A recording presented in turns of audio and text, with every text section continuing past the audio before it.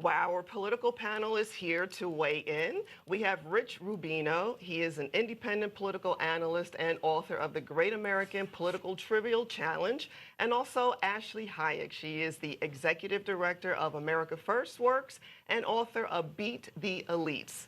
Welcome, both of you. Good morning. Thank you so much. Good morning. So Trump hitting on every major issue at the South Carolina rally, going after NATO, saying he would encourage Russia to do whatever the hell they want, and questioning whether Nikki Haley's husband is, where he is rather. He actually deployed overseas with the military. Some people not too happy with President Trump over that comment, didn't he? Yeah, well, the issue is that some countries are not paying their fair share. The former president saying this about the special counsel looking into. This is yet more proof that we have a weaponized two-tier system of justice in this country. Crooked Joe got off scot-free. Now, I don't know if you call it scot-free. They said he was a mental basket case.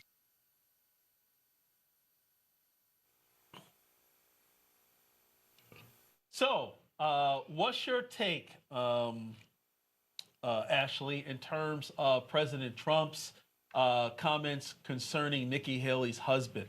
Because some people appreciated it, laughed, other people didn't take it too kindly. Well, I think that his comment was more just in general as to, where's her team? Where are the people who support her? We haven't heard very many endorsements. We haven't heard very many people sticking by her side. But more importantly, what Donald Trump is doing is painting a very clear picture with his policies between him as well as his, if you can even call them his opponents. But really, he's painting a picture between him and the radical left and Joe Biden, because that's ultimately what this race is about. He's already thinking in that general election mindset, which is exactly where he should be thinking. In fact, the entire conservative movement should be completely lined up behind Donald Trump. Anybody who thinks that there may be a shot by spending another dime is doing a disservice to the movement on Nikki Haley. So what he's really focused on is this general election and Joe Biden, and that's exactly right. You look at what this administration and the radical left has done. They persecuted him with lawsuits and using lawfare to try and keep him off the ballot, keep him in the courts, and cause him to waste his money. They have put America last through their policies. We have nearly wars breaking out everywhere. It's just a matter of time when you begin to wonder, will China invade Taiwan? You see our economy is just completely crushed and devastated by the decisions of this current administration. And I think Americans are thinking about what we had 4 years ago when moms could fill up their gas tank and it didn't cost $6 a gallon in some states, when people could live freely, where we didn't have the regulation that we have today, and just the complete attack on our freedoms and our liberties. And so that is the story that Donald Trump is telling, and that's why he's been so successful to date. Well, some really great points there, Ashley. Rich, why don't you weigh in? What are your thoughts on the comments that the former president recently made? Well, it's interesting. I can't quite fathom what the purpose of this is. I mean, the primary is basically, barring a cataclysm, so far this seems to be pro forma. Donald Trump is likely to win South Carolina by at least 25 points. And then you go on to Super Tuesday states. It's really been there's been almost a blackout of coverage of this primary because there's just so little going on. So it's interesting why specifically Donald Trump continues to kind of target Nikki Haley. Usually a politician in this particular position completely ignores his opponent. It's like in the general election when you're ahead by 20 points. Nixon never even barely mentioned the name McGovern back in 1972. Joe Biden doesn't mention the name Dean Phillips. So why Donald Trump keeps doing this, I don't quite know. In terms of the NATO thing, it's interesting.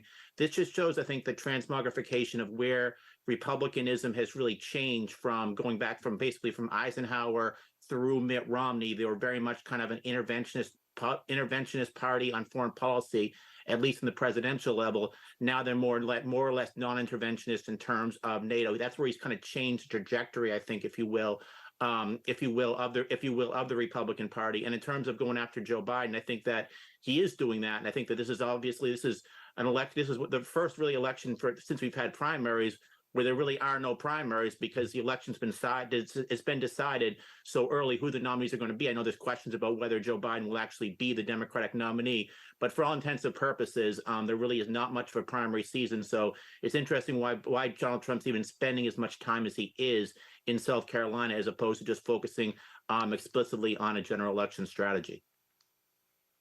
Well, let's pivot to his other comment regarding NATO. Yep. There is a war going on between Russia and Ukraine, and many of the NATO nations are concerned with the Russian aggression. But President Trump said, the thing is that he would encourage Putin to invade other countries or present some hostile acts, if you will. Now, the thing is, we know that the president uses different tactics. He also blends in humor, Ashley. However, do you think the timing and the wording of such was prudent? I think that we did not have the conflict that we have back then that we have today because of the type of president that we had. His policies worked, plain and simple. You look at what's happened with Joe Biden as president, and we have so much weakness and perceived weakness around the world. We have Russia invading Ukraine. You have a withdrawal from Afghanistan that was absolutely devastating. You have what's happening over with Israel. I mean, time after time after time, you have all of these problems because you have a weak leader. You saw Xi come into San Francisco, and all the left and the elites are swarming over him. You have spy balloons being flown across our country. We need strength. And I think that President Trump exudes that level of strength that we need at this point in time. And so, the comment about Russia in jest or he makes a lot of comments that I think are entertaining because he's an entertainer. He's not a typical politician. He's not a politician. He's Donald Trump. He's an entertainer first, and he delivers on promises made, promises kept. And if we want a secure country, we need a leader like him. We need him back in office. Well, yeah, the leadership title, the role is absolutely key. I mean, we're seeing how our country is having significant issues with this current administration and the world in general, just as you laid out there, Ashley. Rich, I want to ask you in terms of your thoughts with Trump mentioning Russia the way that he did and how the media is reacting, because the media in general, overall, not here on Newsmax, but the media is always twisting and turning Trump's words like a pretzel. Well, your thoughts on that?